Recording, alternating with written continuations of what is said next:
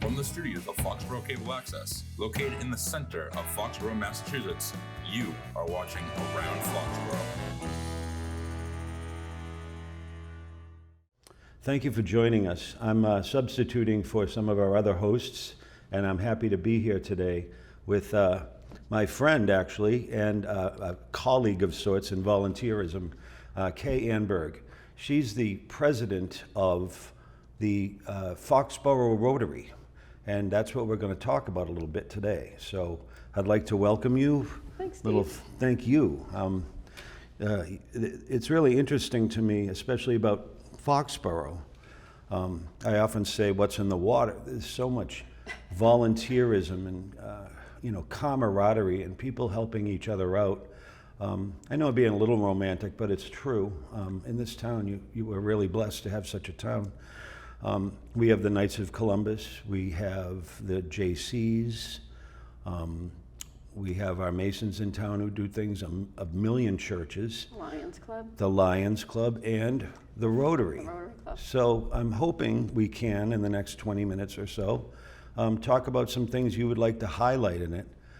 This show isn't meant to be an infomercial, but it's a discussion about one of the inner workings of one of the very substantial volunteer groups here in town that doesn't really toot its own horn, right? I mean, we get exposure, right, but we don't necessarily say we did that, or we're pretty modest, right? No, correct, right. And so it's lovely to have this opportunity to talk about what we really do. Yeah. Let people know. It's certainly a wonderful club. It's Foxboro Rotary has been here since the 1970s. At those times, businessmen really wanted to have a charter group here, and they're just a wonderful group that really spearheaded a lot of wonderful humanitarian efforts within our town. Mm-hmm. And Rotary International actually is a worldwide organization with over 3 million members and 30,000 clubs in all sorts of countries. And actually that's what made me, one of the things that really interested me about joining this group was because of the international component of it, as well as the community connections. And it's a wonderful group of people from so many different walks of life, very diverse. There are like 5 countries with recent immigrants who have made Foxborough their home. And actually, a number of people in our club actually aren't living in Foxborough. They might have worked here at one time, or just became part of the organization, the group of people that they enjoy it, and so they still come. So we're like a community-wide group. Yeah, we're not exclusive to our bounds of Foxborough, right? You can join us, or any other Rotary. Could you tell us a little bit about what Rotary does on a global scale, and then we'll drill into what we do locally, either here in town or maybe even outside the town a little bit. Sure. So globally, the Rotary International, like I said, is this huge organization, a philanthropic service organization. Yeah, the philanthropy is the heavy part of the core of It is. Rotary. And because it's so large, even the small donations that members might do or other groups might provide, it all adds up. And then local Rotary clubs have access to part of that money to build and do really big projects. Mm-hmm. For instance, the Quincy Rotary Club just finished a project with the Thai Daughters group, Friends of Thai Daughters group. From Thailand. From Thailand, sure. Which is focuses on removing of girls from the human trafficking trade and providing them with education, and as well as in education about human trafficking.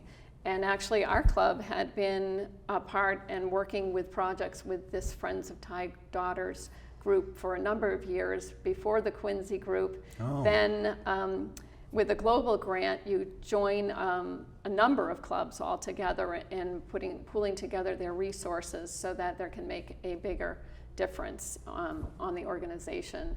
or the country that they're working with. So that's terrific and remarkable and vital. What about the, I know the Rotary has a lot to do over the years and decades with polio and with clean water. Definitely.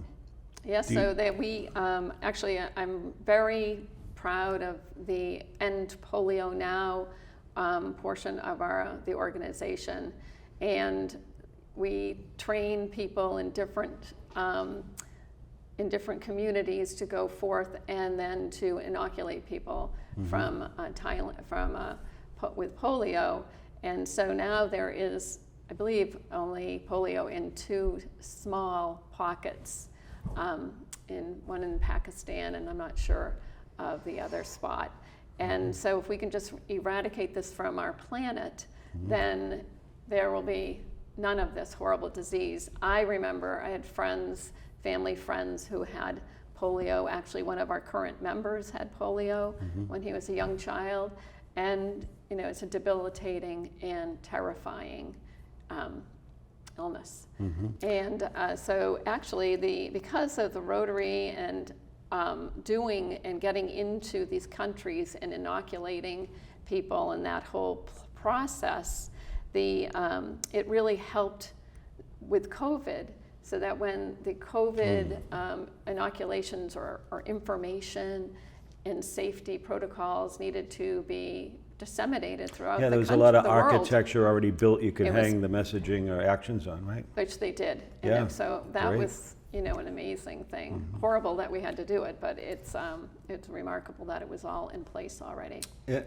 Is the Rotary full, or can this chapter have more members? Like, what's the status? Do you have to pay a lot to be in it, or how does that work if somebody's sort of blind to the Rotary but now interested because of this discussion? Because there are different clubs that are run in different ways. Our local club, the Foxboro Rotary Club, has very minimal amount of dues, which goes to things that would be for organizational purposes, not for the charitable information, things that we do.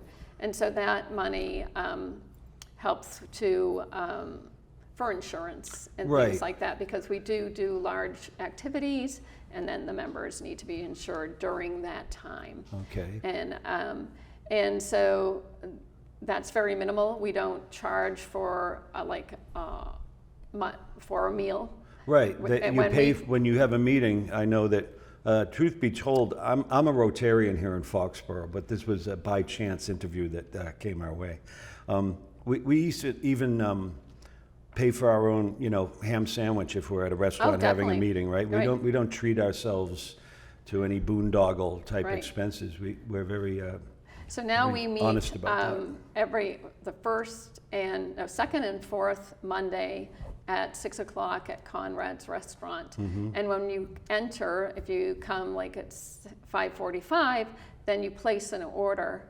And so it's up to you what you want to eat, and how much you want to eat, and so it keeps your expenses down.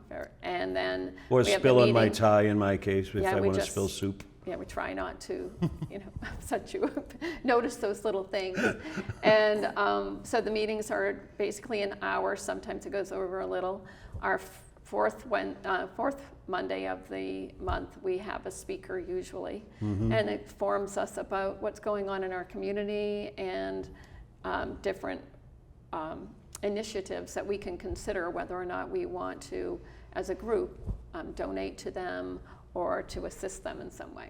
Before I get to the local part of the Foxborough Rotary discussion, one other thing I think is pretty remarkable is the Guerrero Clinic in Mexico, which, if you would like to talk about, I'd love to a little bit.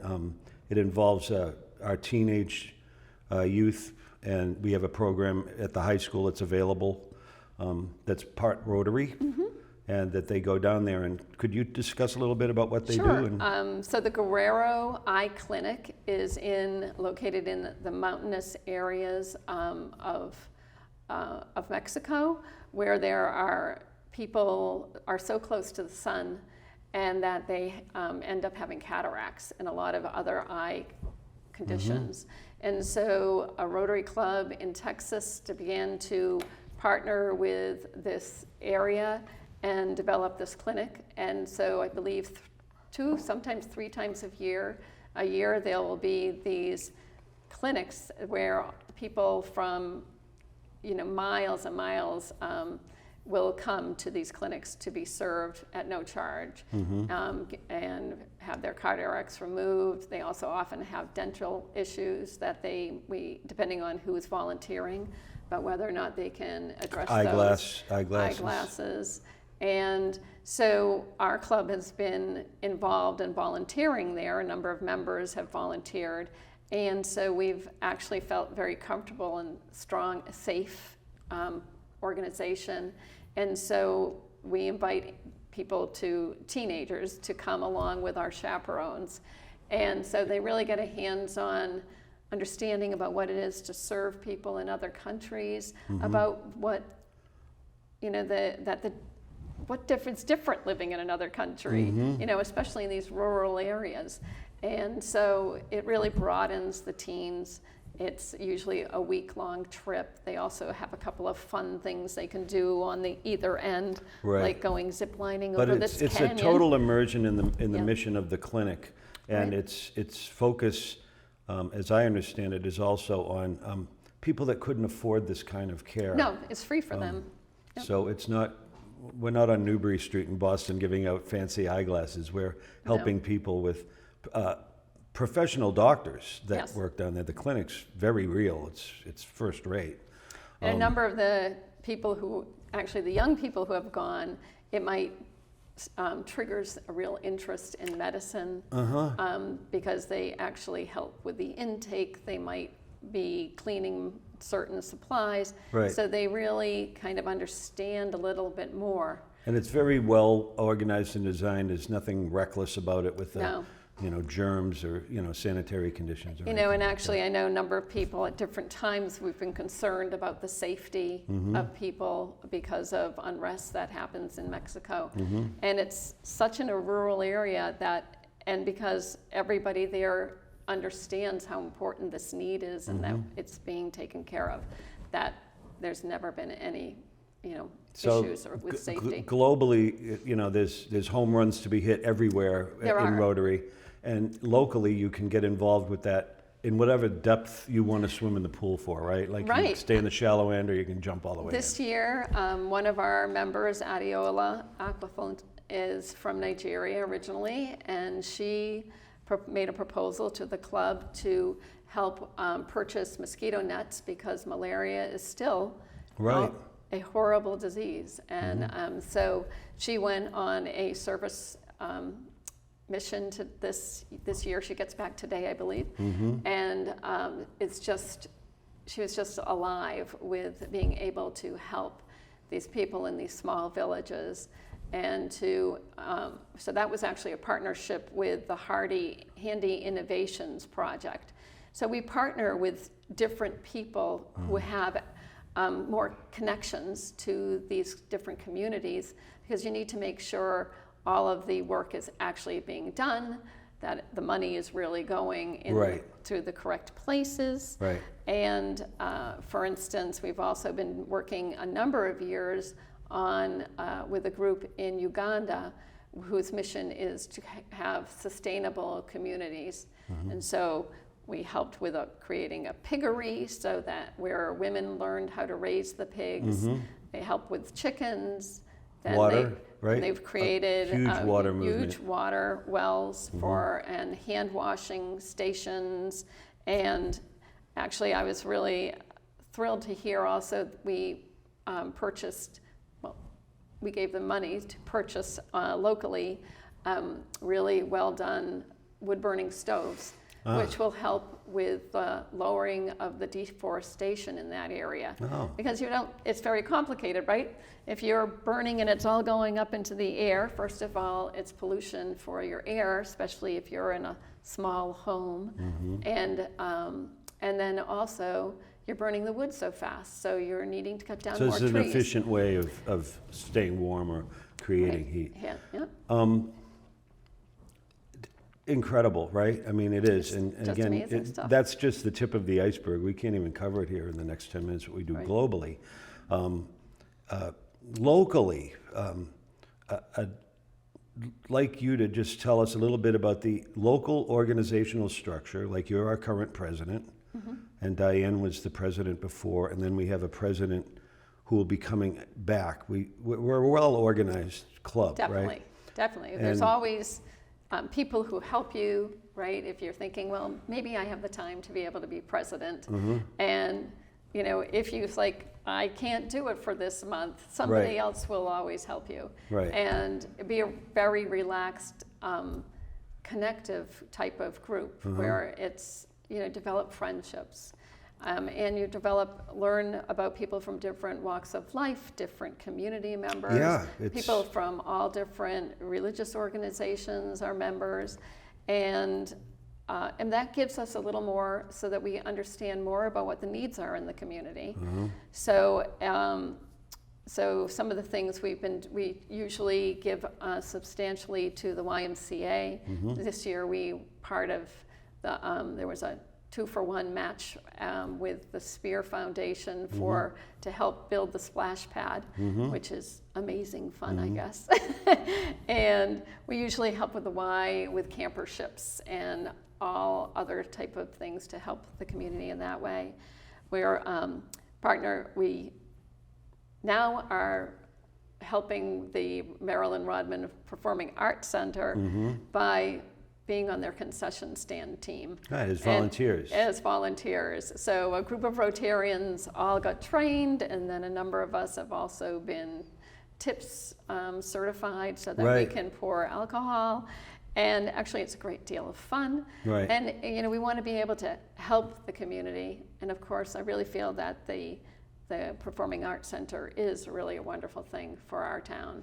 I wasn't able to do any volunteer work after my first time at the concession stand. I had a pretty substantial junior mint problem that I couldn't keep track of, so they asked me to find another opportunity to volunteer.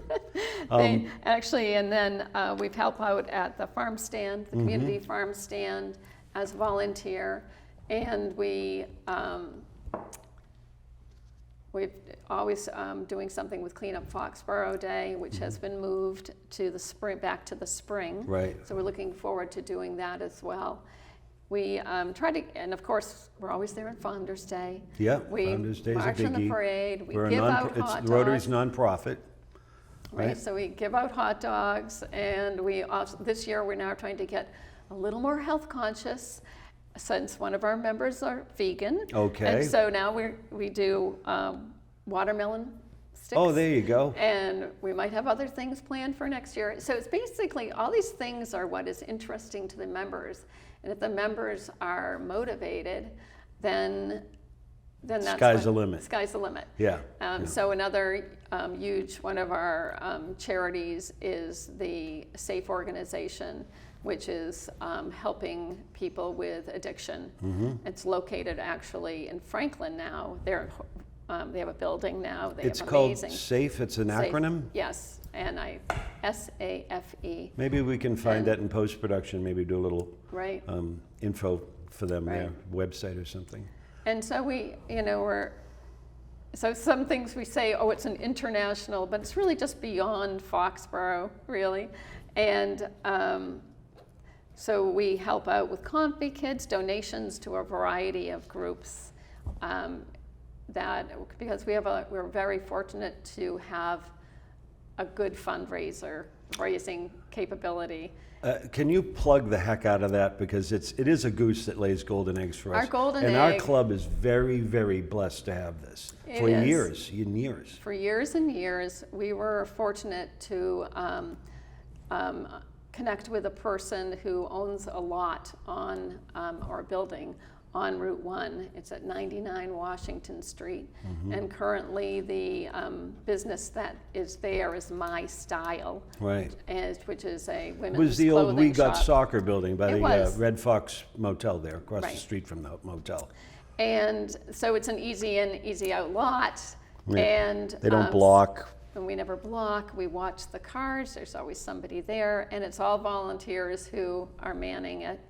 And so with this partnership, we actually earn half of the intake. And then that we give out to charitable. Yeah, the money goes out your car window into us and then into the bank and then back out, except for paper clips and Xerox copies that we make for Right, it's a really... No money's wasted. So it turns out that parking can be really fun, and we really get And to it's know only each like a other. 10-minute walk, right? It's a safe walk from It our is. lot to their Yeah. lot to the Right, the it's thing. amazing and we don't even get stuck in traffic because somehow it's all amazingly, so many years Yeah. they figured it all out. But if people want to park and they're trying to wonder where to go, think to about that. Could you talk about the Peace Pole program? So a few years ago, we learned about the Peace Pole program, which is now worldwide. We happened during COVID. We had a Zoom meeting with a man from Oregon who has really is passionate about peace poles, and we became rather passionate also. Hopefully, So- we'll put some pictures up during this Yes. for the broadcast when we edit it to show the locations of some of the peace poles in town. Where were they? So currently, we have a peace pole out on the lawn of the town hall. But what is it? And Is it so- a real pole or does it have words on like? Right. So these are cedar poles with laminate covers, and we choose, or the group chooses, 8 different languages, and in each language it says, "May peace prevail on earth." May peace prevail May on peace earth. Yeah. prevail on earth. And because peace and peace fellowship is very important for the Rotary organization, sees the value that you cannot have businesses, you cannot have health, you can't have education without peace. So this is a huge part of being a Rotary International member. But it's interesting because if I have this right, the Rotary, globally and locally, isn't a political organization or religiously dogmatic. There are elements to that with our mix, but it's not. Its goal is not to evangelize anything, a political party or No. a belief. Right. That might be in the people that volunteer for Rotary because it aligns with a lot of different things like that. But it's not a vehicle for politics or religion, right? Correct. Right. Correct. Our motto is service above self. Right. So Service above self. Right. Serving others, helping others to make them all have a better life. And so with the Rotary, for these peace poles in Foxborough, there's one at the Hockomock YMCA, and that one of the languages chosen was Algonquin, which is a root of the Native American languages, so that they try to reflect the people here in town. Right. And this some is heritage, right. This town is a mix of people from so many places. There's also one at the Boyden Library, and Town Hall, is it maybe? No, Town Hall, Boyden Library, YMCA, and there is also one that the Interact students put up and erected at Foxborough High School. Real quick, a little shift. What is Interact? I've mentioned it, you've mentioned it, Right. but can we develop that in a minute, and then we're going to have to wrap up. Okay, so the Interact Club is a high school club for the community, and actually it meets usually at the Boyden Library. Any high school age student who lives in Foxborough, it doesn't matter which school you attend, can join the Foxborough Interact Club. So it's mini Rotary. It's young Low Rotary. light, and because they're not adults, they can't do everything right. No, and The because it's a parking, so- community group, one of the Rotarians or a couple of the Rotarians oversee it, but really it's run by the students. And again, we suggest or try to have them think out about international projects and community projects. We should also say we have a junior high Rotary now, which is called Early Act, and that is at the Hearn School. We'll get some Rotary internet links up on this program. Certainly. You are a lifetime citizen of this town. I am. You know a lot of people know you. So I just want to thank you. We could talk for hours about the Rotary, we're just frankly out of time. Right. Maybe we could have you back. I will say, it was pretty funny. My nephew moved to Rentham recently, and he was like, I thought the Rotary, when you talk about the Rotary, I thought you were meeting at the Rotary at the Common. Well, there, we have an idea. We should own the Common. Yeah, we should. That's funny. That's cool. Kay, thank you so Thanks, much Steve. It's great for to see being you today. here. And I want to thank our friends at Foxboro Cable Access and the unseen heroes, if you will, in the back, keeping the show humming and running. And we're grateful also to the sponsors who donate to Foxboro Cable Access to keep this excellent organization going here.